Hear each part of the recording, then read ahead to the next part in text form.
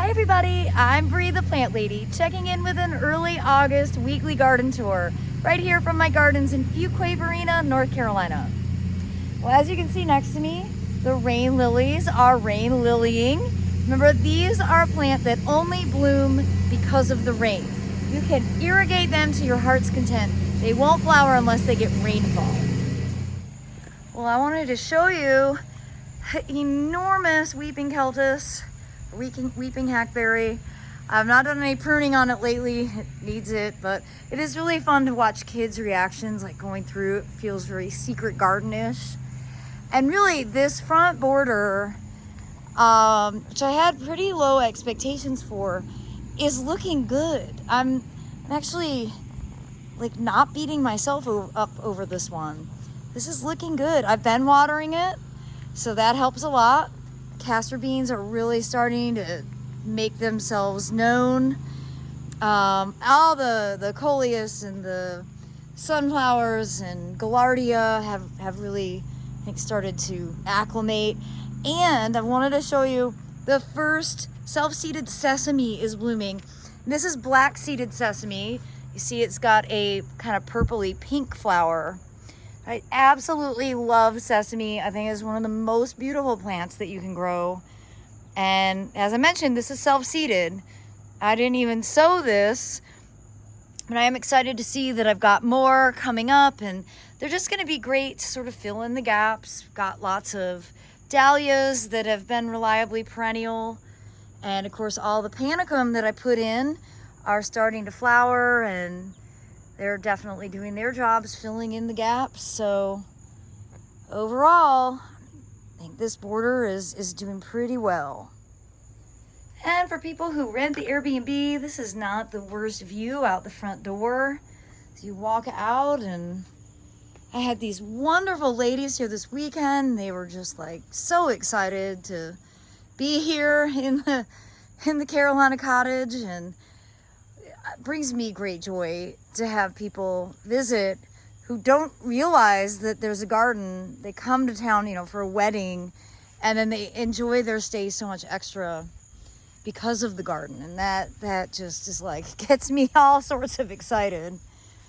So you can see here in the wave, the pumpkins are starting to get their big trailers. So I'm hopeful that at least some portion of the wave will be properly covered. The alocasias don't look ideal. They're more beat up than I'd like, though I've been watering. You guys, I've been turning the water on every single day, even when it rains, just because we haven't had like massive rain. You can see things look dry, but nice to see zinnias that are, germinating and starting to get a little size to them.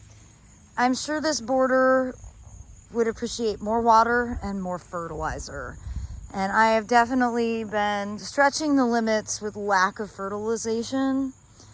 And I probably need to get over that and put out some Dr. Earth or Plant Tone, or just something that will quickly give the plants some NPK, because it looks like everything needs it. Well, it kind of looks like this lavender is on its way out. It has been in the ground. I did a trial in 2013. This is the only lavender left. And this was Blonde Ambition, I think. But it's looking pretty dead. So, it's okay. It's been sort of a miracle that it has lived as long as it did. I haven't actually walked around this border. I can't believe how enormous this self-sown Calocarpa is. But I wanted to come up here because I thought I saw wings. And here we go. This border hasn't gotten any irrigation at all. And oh my God, I see Ampelopsis. Now this is a plant that you should have a zero tolerance for. It is terrible. Porcelain vine, and it will seed everywhere, and it is awful. Oh my gosh. And I'm sure birds deposited this. Oh my gosh. Oh, look at it. It just goes on forever. Oh. I wish I could say that all plants have a purpose, but And I'm sure it does in the right place, but the right place is not here because this thing is super invasive. Ugh. Well, it's really funny. These dwarf crepe myrtles don't look all that dwarf to me. And they have a really weird shape because I didn't do any pruning on them. This is actually the first year that they've ever really bloomed. So at least they're doing that.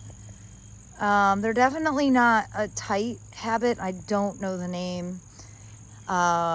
These were trial plants from probably 10 years ago. And even if they made it to the market, I could guarantee they're not for sale now. That's the challenge with the trial plant program. There's so many new plants constantly hitting the market, it's almost impossible to keep up. I have not been paying attention, and I have not watered this bed at all this whole summer.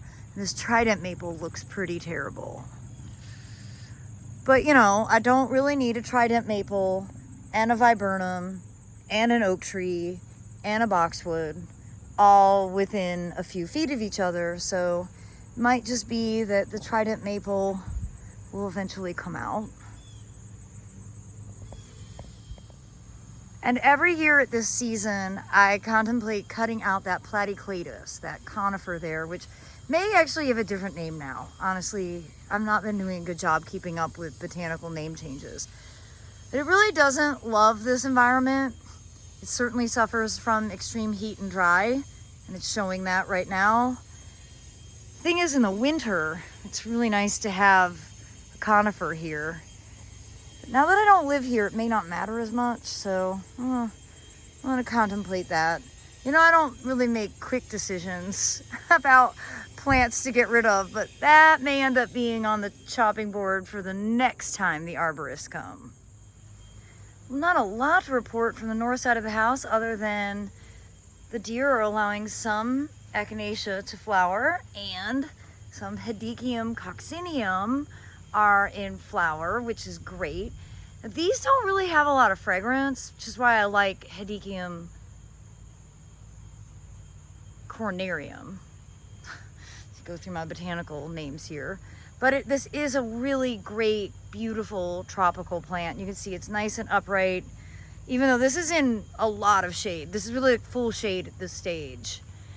And then pan across here, and we've got more Phlox paniculata bright eyes, bright eyeing with beautiful swallowtails.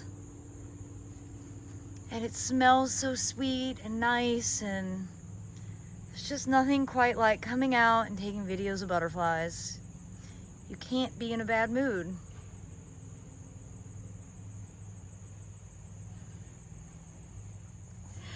Well, this is definitely like a secret garden entry. You don't like plants touching you. This is probably not the walkway that you should go through. But I'm very excited to show you how the south side foundation border is looking. This one has really filled out nicely. It's a great combination with some shrubs, some perennials, and then some annuals. And yeah, overall, I'm really quite pleased, though I'm a bit disappointed. I'm just seeing now that the deer came through and devoured the Kufia.